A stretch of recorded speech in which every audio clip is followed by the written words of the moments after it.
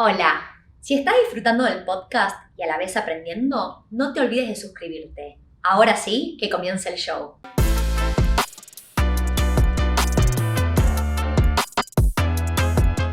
Hola a todos, mi nombre es Tiffy Rubinat, bienvenidos al podcast de Wealthy en Español. Hoy vamos a estar hablando acerca de si existe la inversión perfecta, los miedos más comunes y cómo afrontarlos. Y tengo como invitado a ese es parte del equipo Wealthy, ya ha participado de otros podcasts y se suma para hacer una conversación que realmente está basado en muchas de las charlas que tenemos día a día con los clientes. Bienvenido, ese, ¿cómo andás?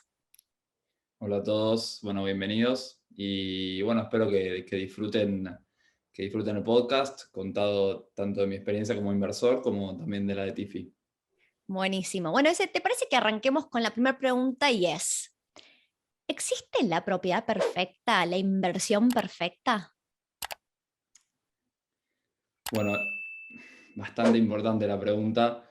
Eh, yo creo que contado como experiencia propia, a veces caemos mucho en la trampa de, bueno, para invertir, primero tengo que saber cuál es la mejor inversión. Y ahí empezamos. A partir de esta pregunta decimos, bueno, tengo que empezar a informarme. Y ahí empieza el ciclo de empezar a informarse, que está muy bien informarse, obviamente antes de llegar a cabo una inversión, pero hasta cierto punto, ¿no? Ahí empieza el tema de la sobreinformación y demás, y para mí la clave está en entender que no hay una inversión perfecta y que eso muchas veces, llevar a pensar que hay una inversión perfecta es lo que nos impide de invertir muchas veces. Entonces, nada, está bueno capaz informarse antes, tomar todos los recaudos necesarios, me parece perfecto, pero obviamente hasta cierto punto y entendiendo que ninguna inversión va a ser perfecta. Todos van a tener sus up and downs. Totalmente. A mí me pasa seguido de estar teniendo conversaciones con clientes que me dicen, bueno, pero ¿cuál es el lugar que más va a crecer? En realidad no existe un lugar que más va a crecer, nadie tiene la bola de cristal, nosotros podemos hacer nuestra información, podemos estar mirando oferta y demanda y viendo qué áreas tienen mayor potencial de crecer o de crecer más que el promedio de mercado, pero no existe un área perfecta y si lo que siempre digo es, si hay alguien que te está prometiendo que esta es la mejor inversión que puedes hacer, no existe, te están mintiendo, ¿verdad? Es como que si pudiéramos predecir eso, todos estaríamos invirtiendo en ese lugar, ¿no? O sea, todos queremos predecir la mejor inversión, en realidad es acerca de buscar información, asesorarnos y una vez que las cosas cierran, yo siempre digo que como la inversión perfecta no existe, si estoy tiqueando 4 de 5 casilleros, hay que avanzar, ¿no? Porque tiquear 5 de 5 viene a un costo, entonces deja de ser perfecto. Y en realidad no existe ni la propiedad perfecta, ni el lugar perfecto, ni la inversión perfecta desde el punto de vista, no es que pueda decir, la propiedad es mejor que comprar acciones o es todos tienen sus pros y sus contras y va a depender mucho, y esto lo repetimos bastante seguido, depende de nuestra personalidad, nuestro apetito al riesgo, lo que estamos queriendo lograr. Todos podemos tener objetivos distintos. Cómo luce el éxito para mí puede ser distinto de cómo luce el éxito para vos, ¿verdad? Sí, sí, tal cual. Y encima a veces muchos caemos como en la utopía de decir, bueno, ¿sabes qué? Voy a informarme antes de invertir, voy a informarme, voy a aprender todos los mercados, todas las opciones que tengo para que esta inversión sea perfecta. Y lo digo porque yo lo hice y a veces lo hago y digo, no, pará, es imposible que haga esto. Encima, hoy en día vivimos en un periodo donde la sobreinformación nos caracteriza prácticamente. Entonces, la importancia está en eso, está en pensar que yo creo que como uno más aprende es invirtiendo. Finalmente, animándose a dar el saltito y decir, bueno, voy a invertir y como uno más aprende es dándose, de la forma más vulgarmente dicha, dándose palos. Así es como se aprende más, ¿no? Es muy difícil a veces decir, no, yo no voy a empezar a invertir hasta que tenga toda la información nada, sabida, y a partir de ahí voy a empezar a invertir. Y lo digo porque yo lo hice y a veces lo hago. Digo, no voy a empezar a invertir acá. Primero voy a analizar todo y ahí recién voy a empezar. Entonces es como, a veces muchos caemos en la tentación de la perfección cuando en realidad no existe, ¿no? Sí, yo lo llamo análisis parálisis y por lo general cualquier mercado, obviamente hay mercados que se mueven más o menos rápido, pero todos los mercados están en movimiento. Y si yo arranco a analizar el mercado al día de hoy, con la información que tengo de hoy, si me tomo demasiado tiempo para dentro de unas semanas o unos meses, y estoy hablando de propiedades, pero en la bolsa por ahí es unas horas, ¿no? Todo puede cambiar. Y entonces lo que hoy es la mejor opción, en 3 meses va a ser otra, con lo cual es acerca de algún momento de decir, ok, ¿qué tiene, o sea, dado que es imposible saber todo de todo, qué tiene que ser cierto para poder avanzar? Y ahí también caen las excusas, ¿no? Porque todos en algún momento de la vida hemos sido culpables de poner, si lo pensamos bien y somos autocríticos, poner excusas que en realidad es el miedo de avanzar, ¿no? Y excusas están las más comunes y las menos comunes. Desde no tengo suficiente plata, y puede ser verdad, puede que no tengas suficiente plata, pero también si tenés ganas de invertir y lo querés hacer suceder, salís a buscar la plata, ¿no? No digo que todo el mundo tenga que hacerlo, no digo que eso va con la personalidad o el apetito al riesgo de todas las personas, pero hasta decir no tengo suficiente plata es una excusa. ¿Vos qué crees que las excusas, cuál es el miedo detrás de las excusas? Yo creo que en el ámbito inmobiliario hay como cierto escepticismo en cuanto a lo que es el monto de la deuda, ¿no? Muchos ven y dicen, no, capaz es una inversión totalmente libre de volatilidad, ¿no? O sea, tiene su volatilidad claramente el mercado inmobiliario, pero mucho menos que capaz otros mercados, pero otros al ver el monto de la deuda dicen, tengo que pedirle al banco, empiezan a hacer cuentas, 550.000, 600.000 dólares le tengo que pedir, no, esa plata nunca la voy a poder pagar, y ahí ya empiezan, 600.000 dólares, ¿cómo voy a pagar los 600.000 dólares?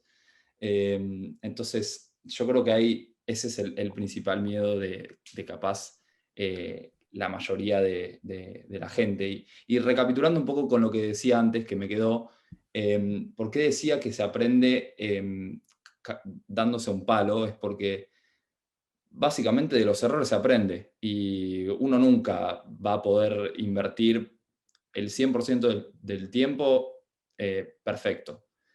Mm. Nunca todas las situaciones van a ser buenas. Eventualmente te vas a equivocar como todos, porque somos seres humanos. Entonces, yo creo que ahí está la clave, que saber que de los errores se aprende y nada, dar el salto y eventualmente animarse, ¿no? Ahí dijiste muchas cosas muy buenas con mucho valor. Primero, estábamos hablando de no existe la inversión perfecta y la gente tiene miedo a lo que llama el riesgo, que en realidad para mí el miedo que está de fondo es el miedo a perder plata. ¿Está bien? Es como que todos queremos ganar, nadie invierte para perder plata. Y ese miedo a perder plata viene en distintas formas. Entonces vos recién hablabas de, obviamente, no es lo mismo si yo hablo de una suma de plata de 5.000 dólares para invertir en cripto o en la bolsa y sin deuda, porque junté los 5.000 dólares con mis ahorros, es muy distinto a que yo vaya a poner un depósito mayor y encima pedirle un montón de plata al banco como deuda. Entonces ahí uno empieza a decir, ok, mi lado racional dice, ok, entra esta plata, sale esta plata, la propiedad se está pagando sola, la verdad que es una locura como inversión poder saber de antemano lo que te va a entrar y lo que te va a salir con bastante precisión, ¿no? O sea, versus cómo va a performar el mercado de las acciones o cripto, es mucho más volátil, hay mucha más incertidumbre, ¿no? Entonces, para mí, en ese sentido, las propiedades me dan ese confort. Pero entiendo a aquellas personas que les da miedo empezar con montos que por ahí para el mercado inmobiliario australiano no son muy altos, ¿no? Para el mercado inmobiliario australiano estar pidiendo entre 300 y 500 mil dólares de deuda es relativamente bajo. Pensemos que en Sydney una propiedad promedio cuesta 1.3 millones de dólares y por lo general la deuda es entre el 80 y el 90% del valor de la propiedad, con lo cual tener entre 300 y 500 mil dólares de deuda es un monto muy, muy razonable acá en Australia. Y yo ya me acostumbré, no me da miedo ahora, pero me pongo en los zapatos de cualquier persona que está arrancando con la primera y puede darte miedo. A mí me está pasando personalmente que yo sé que en el 2022 tengo que pegar un salto. Vengo comprando de a una propiedad residencial, una, dos, tres, cuatro, cinco, y en algún momento tengo que ir por algo de un poquito de mayor riesgo y mayores retornos. Cuando hablo de mayor riesgo y mayores retornos, por ahí me refiero a propiedades comerciales o industriales, que solo me voy a dar el lujo de ir a comprarlas una vez que haya tenido una base muy sólida de propiedades residenciales. Entonces, ¿qué pasa? Estoy pegando un salto de comprar de propiedades de 500 mil dólares a por ahí una propiedad que vale arriba de 2 millones de dólares. Obviamente, ya estamos hablando en las otras todas mis propiedades se pagan solas y nunca fue un problema, nunca tuve que sacar plata de mi bolsillo, pero mi lado emocional se quedaba tranquilo que si con alguna pasaba algo, yo con mi sueldo, con mis ahorros, puedo salir a cubrir un poco de esa deuda. Mientras que ahora, cuando paso a un monto de arriba de 2 millones de dólares, ni mi sueldo ni mis ahorros pueden cubrir un mes donde, no sé, no tenga ingresos por cualquier motivo. Entonces, mi lado racional dice, la verdad es que si hago todos mis números y calcule y el cash flow es más que suficiente para cubrirse, incluso teniendo en cuenta esos periodos donde la propiedad puede estar vacante, y en comercial e industrial los periodos son más largos que en residencial. Si los números dan, mi parte racional dice, dale, Tiffy, adelante. Mi parte más emocional, el cagazo, viene y dice, uff, porque ahora si tengo un problema ya mi sueldo y mis ahorros no pueden cubrir un repago, no sé, de, voy a inventar, pero imagínate que tenga que repagar 10 mil, 15 mil, 20 mil dólares de hipoteca mensual. Ya estamos hablando de otras ligas, otros montos y ya obviamente mi lado emocional me da miedo. Entonces me pongo en la situación de un cliente y digo, y la verdad es que te entiendo, pero también mi lado racional mira, ok, los bancos me están prestando esta plata. Y uno si piensa cuando un banco analiza una hipoteca, ellos se cubren por todos lados. Si la tasa de interés promedio es del 2.5%, van a analizar si vos podés repagar con un buffer de un 3% adicional, o sea, estamos hablando del 5.5%. Y ahí recién te lo prestan. Y si ven un mínimo riesgo que no les gusta, te van a decir que no. Con lo cual, ya sea residencial, comercial, industrial, si los bancos me están prestando esos montos, ellos tienen mucho más plata metida que yo. Y si me están diciendo que sí, es probablemente porque lo ven como algo que se puede. No siempre porque me presten plata la tengo que tomar, no soy pro eso, pero a tener en cuenta, ¿no? Vos, ese, ¿qué pensás acerca de los montos altos, de la deuda, etcétera? Sí, sí, como dijiste, yo creo que el banco al evaluar tu capacidad de crédito, historial crediticio y demás, y ya aceptando a darte una hipoteca, yo creo que eso ya sería como una señal, ¿no? Pero nada, yo creo que lo que pasa principalmente es como la obligación, voy a diferenciar dos mercados, que es el mercado, por ejemplo, de cripto y el mercado inmobiliario. En el mercado inmobiliario la obligación es para con un tercero, que sería el banco. Es decir, pagarle la deuda a un banco. Entonces, por eso para mí el proceso es bastante más lento, más allá de todas las formalidades que exige, bancarias y demás. El proceso como de juntar información, ¿no? Mucha gente, como la obligación es para con un tercero que es el banco, ahí es cuando le agarra el cagazo, como dijiste vos, y dice, bueno, para, si quiero invertir y voy a tomar una deuda de 600 mil dólares, más vale que me vaya bien, porque si no, estoy al horno. Entonces, yo creo que ahí es cuando entra la gente en parálisis y empieza a analizar 20 mil millones de opciones distintas para ver cuál sería la opción perfecta, la inversión perfecta. Distinto de lo que pasa en el mercado de cripto, ¿no? O de acciones, que la obligación es como es para con uno mismo. Es decir, los ahorros, usás tus propios ahorros y si perdiste plata, bueno, perdiste plata vos y no le deberías plata a nadie. Y aparte las sumas para ingresar son mucho más bajas, ¿no? Pero a fin de cuentas, lo que hay que entender para mí es que el mercado inmobiliario siempre va a haber alguien que necesite vivir y siempre van a haber compradores y vendedores porque siempre va a haber gente que necesita vivir, en pocas palabras. Entonces, me parece un mercado bastante más estable que el de criptomonedas o capaz ciertas acciones que no sabes lo que va a pasar el día de mañana. Y nada, básicamente eso. Sí, y a ver, no solo todo el mundo necesita un techo para vivir y por eso dentro de los distintos tipos de inmuebles, lo que es residencial es de lo más estable, sino que también hay que pensar que la población crece exponencialmente y uno de los mayores miedos, suena una excusa, ¿no? Pero uno de los mayores miedos, lo escucho súper frecuentemente, esto es, ¿qué pasa si no logro alquilar la propiedad que acabo de comprar los primeros 12 meses?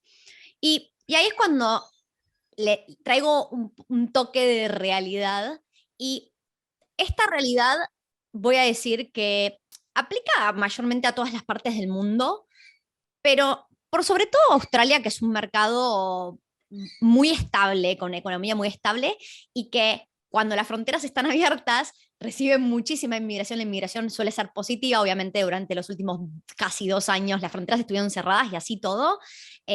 No fue tan terrible o a ver, pueden haber caído algunos mercados, las rentas un poquito, los alquileres un poquito, pero todo siguió medianamente estable dentro de todo. Se predecía que se iba a caer el mundo y no pasó nada de todo eso. A lo que voy es, alguien me dice a mí, Tiffy, tengo miedo que mi propiedad no se alquile.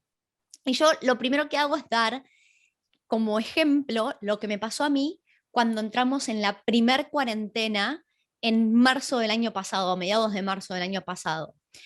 En una de mis propiedades, a los 2 o 3 días de que se declarara cuarentena y de todos los niveles era el nivel más alto donde nadie salía a ningún lado, mis inquilinos me avisaron que se estaban yendo creo que en 3 semanas se iban, que es por ley lo que me tenían que dar de aviso. La llamo a quien era mi property manager en aquel momento y le digo, ¿qué hacemos? Porque dentro de la ley vos ni siquiera podés mostrar esta propiedad. Todavía nadie puede salir a la calle y no se pueden mostrar propiedades. ¿Qué hacemos ahora? Y ahí me dice, mira, Tiffy, es muy fácil. Si nosotros queremos alquilarla ya y cuanto antes, bajémosle el alquiler. Yo la estaba alquilando a $500 por semana y me dice, bajémosla a 465. Yo estoy segura que si la bajamos de 500 a 465, esta propiedad se alquila sin ver. ¿Ok? Efectivamente, le puso las fotos digitales, por suerte ya teníamos fotos, ya teníamos todo, lo puso en el mercado y literal se alquiló sin ver, se levantaron las restricciones al mes, se levantaron las restricciones y el día después de que se levantaron las restricciones tenía un nuevo inquilino mudándose, un inquilino que jamás había visto en persona mi propiedad, pero que le pareció que estaba a tan buen precio que estaba dispuesto a firmar un contrato sin verlo en persona. Con lo cual, todo es oferta y demanda, y si uno le baja un poquito el alquiler, se va a alquilar rápidamente. Entonces no es que voy a tener 6 o 12 meses una propiedad sin alquilar, le bajo 10, 20, $30. Y después, en vez de firmar un contrato largo, firmé un contrato de un plazo más corto. Ya volvimos a subir el alquiler a lo que solía ser pre-pandemia, o sea, ya estamos de vuelta en la normalidad, con lo cual, ¿fue terrible? No, no fue terrible, le bajas un poquito el alquiler, no quería tener una propiedad vacía. Y esa fue mi prioridad. Lo que la gente no suele saber es que también tenemos las agencias de property management, varias nos ofrecen un servicio que se llama un rental guarantee. Y es una garantía que te dan y te dicen, mira, por ahí la propiedad yo creo que se alquila en el rango de 460 a $500. Obviamente, si la pongo a $500, por ahí va a haber un interés un poquito más bajo que si la pongo a 460. Si vos querés un rental guarantee, yo te garantizo que a 460 se alquila sin problemas y si tenés la propiedad vacía más de 4 semanas, nosotros te pagamos el alquiler a vos.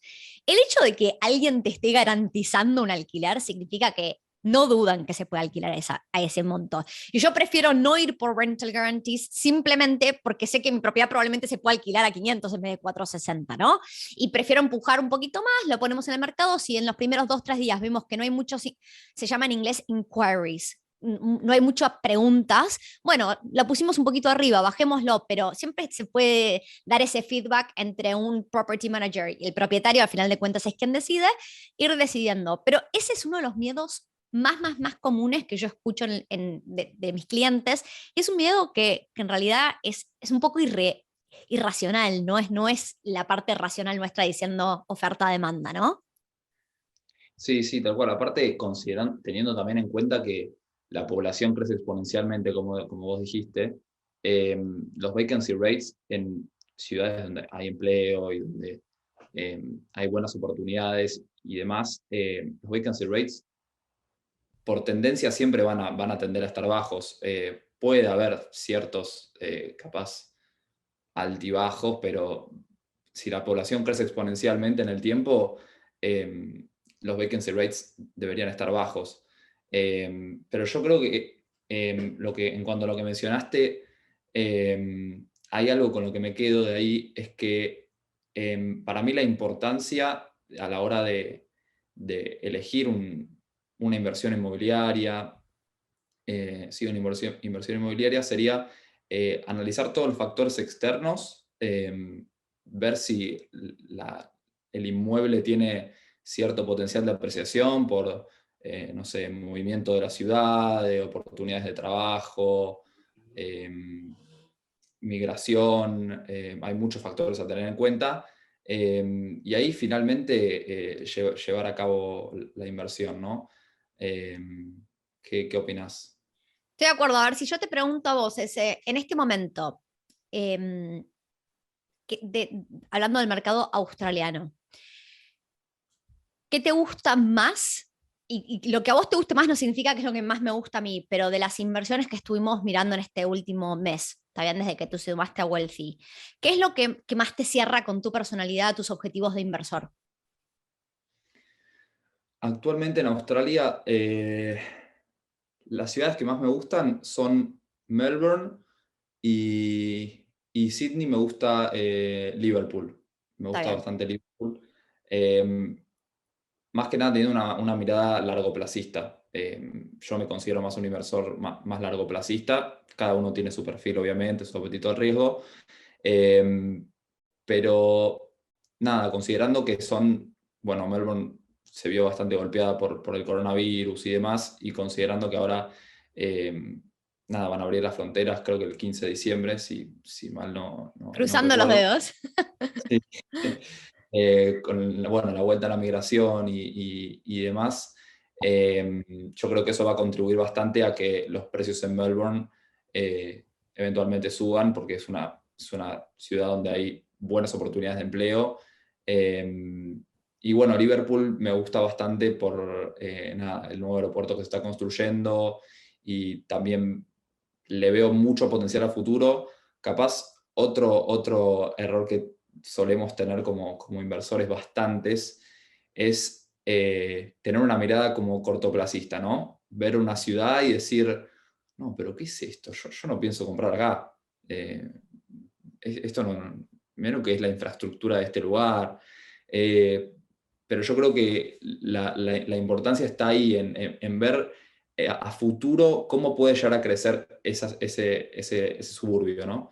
Bueno, Eh, tener visión es muy difícil, no todo el sí, mundo tiene visión. Vos dijiste, la gente es cortoplacista por lo general, todo el mundo quiere ver que, a ver, no, la gente se siente mucho más segura comprando en un lugar que viene creciendo al 20% y es de lo que más está creciendo en el último año, es como que eso les da mucho más tranquilidad que si sí, miramos un área que por ahí viene creciendo al 10% y tiene mucho potencial a futuro, ¿está bien? Y vamos a hablar un poco, vamos a profundizar para aquellos que por ahí no entienden tanto de los mercados de lo que acabas de decir.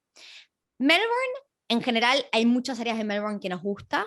Eh, lo complicado de Melbourne es cuando nosotros miramos Melbourne, en este momento nos está gustando todo lo que está, en inglés se llama the fringe, ¿está bien? Es como las afueras.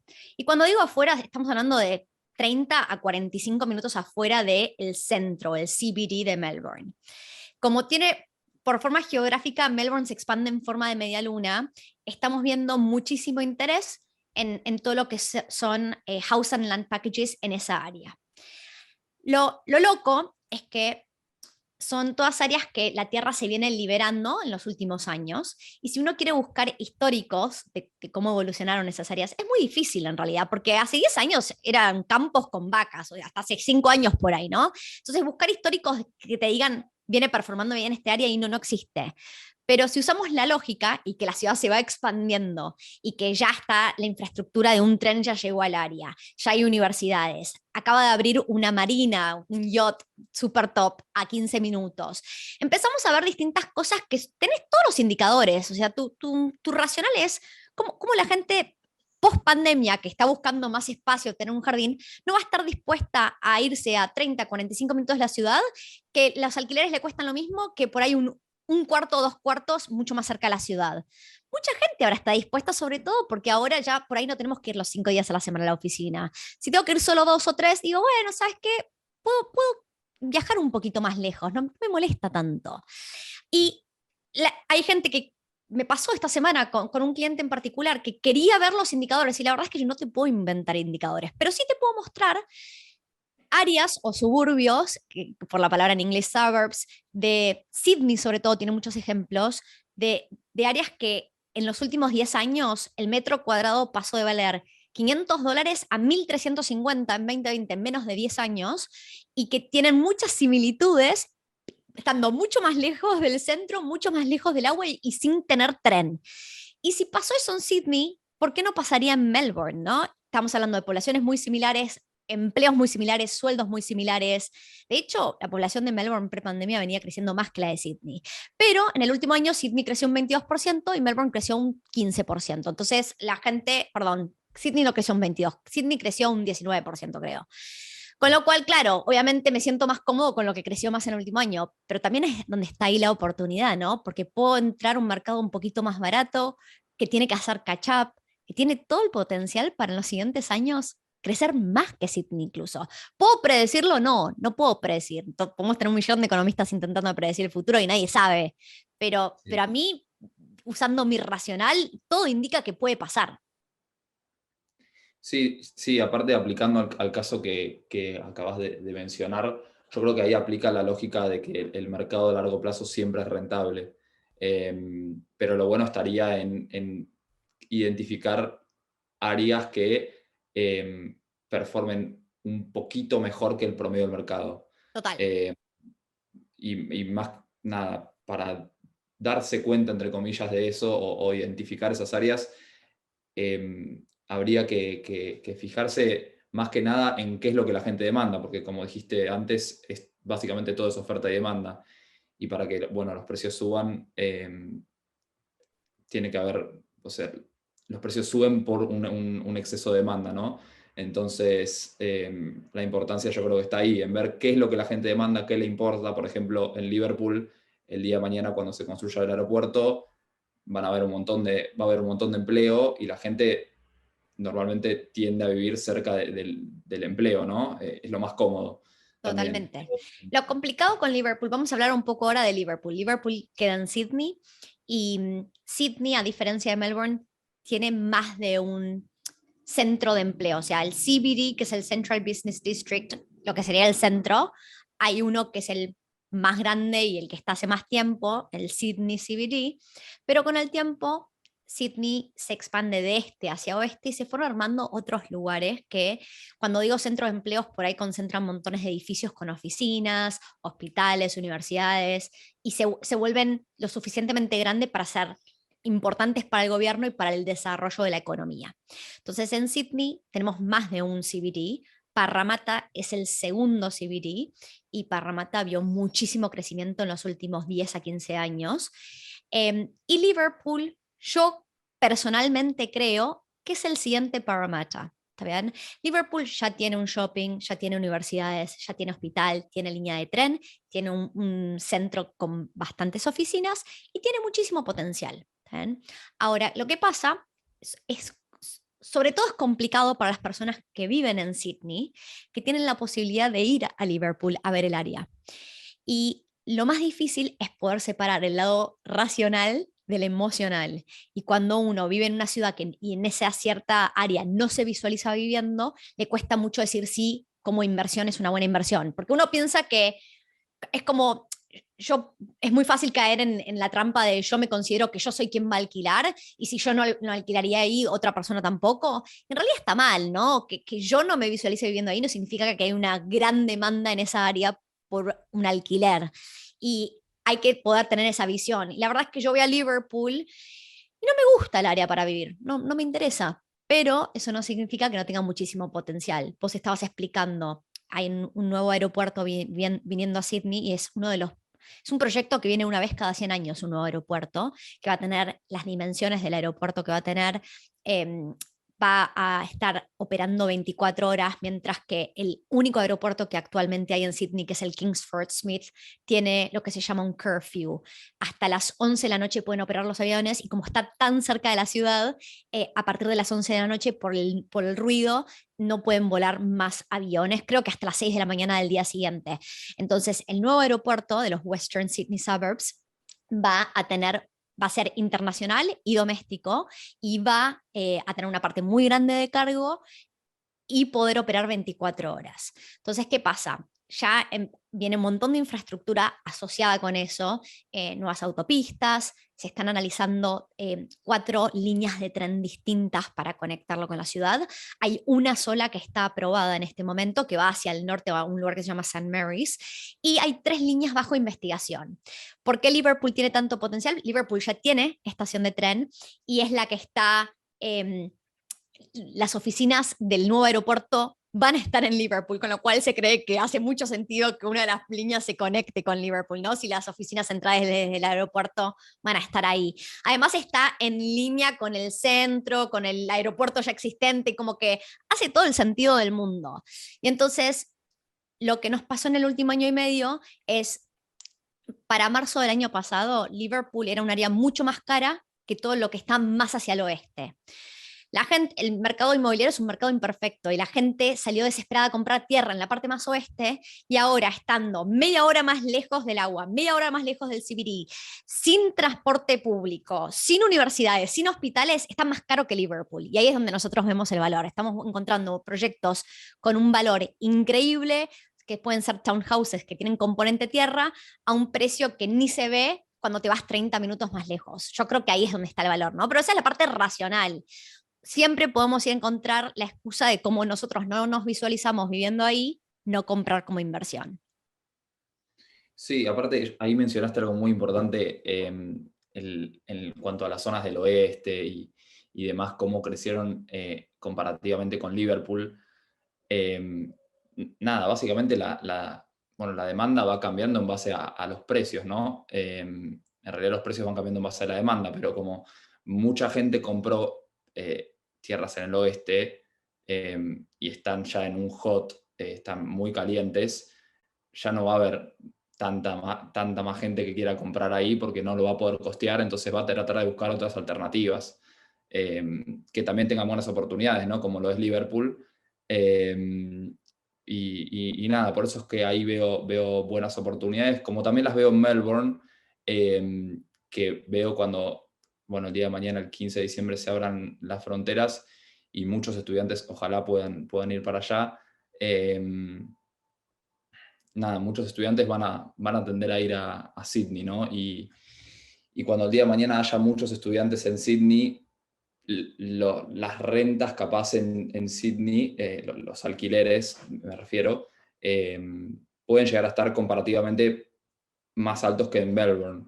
Y ahí es cuando se produce también la oportunidad. O sea, la oportunidad siempre está cuando hay un gap entre mercados que son parecidos o oportunidades que son parecidas. Totalmente. Cuando hay Y, un gap entre mercados parecidos, va a haber alguno que va a tener que recuperar y ahí es cuando se produce básicamente la oportunidad, ¿no? y por eso es un mercado tan imperfecto, porque, a ver, con las acciones uno online puede medianamente ver todo en tiempo real. Con las propiedades hay un delay muy grande y uno es imposible poder entender cada mercado y cómo son los alquileres y cómo son los precios. Vos hablabas de los estudiantes. Primero voy a aclarar que a partir del 15 de diciembre lo que uno espera es, originalmente iba a ser a partir del 1 de diciembre, Australia abría las fronteras para estudiantes, work and holidays, skilled visas y refugiados.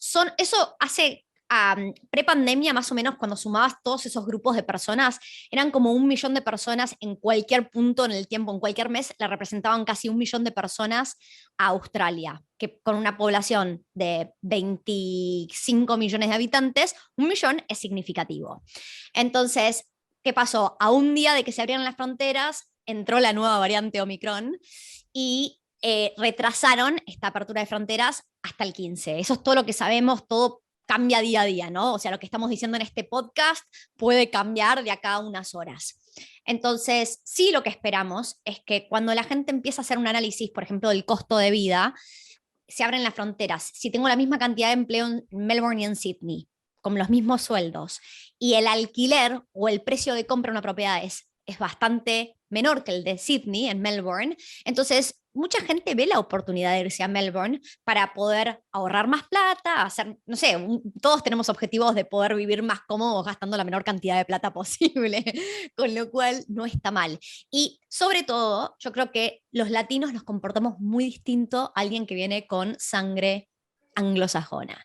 Nosotros somos mucho más arraigados, nos juntamos con gente de nuestra misma comunidad, familias, amigos. Una vez que nos asentamos nos cuesta mucho más movernos, mientras que el inglés es mucho más propenso a ser más, desde ese sentido, menos emocional y más racional, y si algo está más barato, bueno, me mudo porque el costo de vida está más barato, y no me importa si dejé mi familia atrás. Lo digo así nomás, ¿no? Él no me importa, pero como que no tienen ese arraigo tan fuerte como lo tenemos nosotros. Con lo cual, a ver, puede venir con un delay, pero cuando vemos ese delay y esos gaps en el mercado que se van abriendo y la gente no se da cuenta, una vez cuando finalmente la gente se dio cuenta es cuando empieza a hacer un catch-up de precios. Y por eso vemos tanto potencial en Melbourne. No es un mercado perfecto y esto es lo que estamos viendo a diciembre 2021.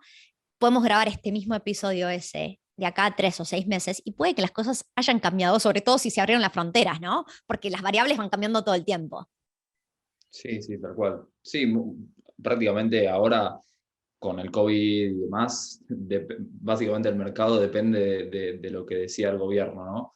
Pero Pero sí y no. ¿Por qué? Porque cuando se cerraron las fronteras el año pasado, teníamos bancos como Commonwealth Bank, CBA, predecía que en los siguientes 2 años el mercado iba a caer el mercado inmobiliario, los precios de las propiedades iban a caer un 30%. Y esas eran sus predicciones en base a lo que el gobierno había establecido como políticas, tanto de inmigración como económicas como financieras. Y esa es la parte más complicada, que si los grandes economistas del mayor banco de Australia estaban prediciendo una cosa y de hecho ocurrió completamente lo contrario, ¿no? En el último año y medio, entonces también es bastante difícil predecir el mercado. sí, sí, la verdad que sí, tenés un buen punto. Sí, coincido. Así que bueno, tenemos que ir cerrando porque ya hablamos un montón de de todo lo que queríamos hablar. Hablamos de, ¿existe la inversión perfecta? La respuesta es no. Hablamos de miedos comunes y cómo con la parte más racional nuestra afrontarlos. Y a veces mi recomendación, si yo tengo que dejar un mensaje, es que ninguno de nosotros va a ser racional el 100% del tiempo. Y a veces, hablando con otras personas, podemos entrar en razón escuchando otras opiniones, las experiencias de otras personas valen muchísimo, con lo cual uno piensa que el decir, a ver, me interesan las propiedades, pero no tengo suficiente plata, tengo miedo de que no se alquile mi propiedad, estoy con mucho trabajo, esa a mí me mata porque que priorices tu trabajo siendo empleado y pongas a otras personas adelante y vos no priorices tu futuro o tu propio futuro, me mata, pero realmente considero que es una excusa. Pero todo eso, cerrándolo, uno puede ir navegándolo. La primera es la más difícil, no es fácil, no estoy diciendo que sea fácil, pero cuanto más hable uno del tema, es como que más empieza a poder abrirse a otras opiniones y a entender que por ahí era simplemente un miedo irracional el que teníamos. Esa es mi recomendación. Hablen, si les interesan las propiedades, hablen de las inversiones y de las propiedades lo más posible. Vos, ¿qué recomendación tenés para la audiencia? yo voy a recomendar algo que también me lo recomiendo a mí mismo, como inversor, es no esperar tanto para invertir. No pensar que tenemos que tener toda la información lista, hecha, sabida, y hacer 153.000 cursos analizando los 153.000 opciones distintas de inversión para después decir cuál es la mejor, porque eso no existe, es una utopía y es puro marketing. Pero nada, mi recomendación es esa, es no caer en la parálisis que causa la sobreinformación y también aprovechar las oportunidades del mercado y entender que el mercado inmobiliario no se necesita mucho apetito al riesgo. Es para mí mucho, mucho menos riesgosa que invertir en criptomonedas o en acciones. El tema es que como la obligación es para con un tercero, como dije antes, ahí es donde empieza el cagazo y mucha gente, bueno, se echa para atrás. Pero esa es mi principal recomendación. Es más, yo veo al mercado inmobiliario como una muy buena primera inversión. Perfecto. Voy a cerrar con algo que no hago, creo que de hecho vamos 55 episodios y nunca lo he hecho, que es explicar cómo trabajamos en Wealthy, porque mucha gente no entiende cómo los podemos ayudar. En Wealthy nosotros nos dedicamos pura y exclusivamente a las inversiones inmobiliarias. O sea, si alguien viene y nos pregunta, ¿me puedes ayudar a comprar mi hogar? La respuesta es nosotros no somos los más adecuados. Y nos dedicamos pura y exclusivamente a buscar áreas que tienen el potencial de crecer más que el promedio de mercado y proyectos que van a variar, pueden ser departamentos, casas adosadas, que en inglés es townhouses, o house and land. ¿Está bien? Puede que esté en Sydney, en Melbourne, en Brisbane, en Canberra. En este momento no nos están gustando tanto los mercados de Adelaide y Perth, pero nunca los descartamos. Y la verdad es que algunas cosas ya van a estar construidas y otras sin construirse. Tenemos todo un rango, ¿está bien? Lo que hacemos siempre es elegir los 15 proyectos que más nos gustan, son proyectos que preaprobamos, los preaprobamos en lo que llamamos un comité de inversiones que tenemos una vez al mes, y por lo general la mayoría de las cosas que analizamos las rechazamos. Por sobre todo, o sea, parte del valor que traemos es la parte que llamamos due diligence, ¿no? Hacer la tarea para que sea una buena inversión, quién es el desarrollador, cuál es el potencial, cómo va a performar el cash flow, la parte más comercial para el cliente.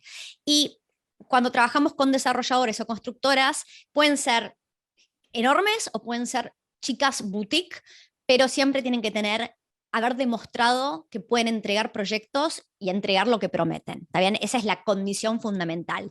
Y por lo general la mayoría de las cosas que rechazamos es porque un desarrollador no tiene suficiente tiempo en el mercado probando que son excelentes en lo que hacen. ¿Okay? Entonces, cuando alguien quiere comprar una inversión inmobiliaria, se puede poner en contacto. De hecho, en la descripción están los datos para ponerse en contacto.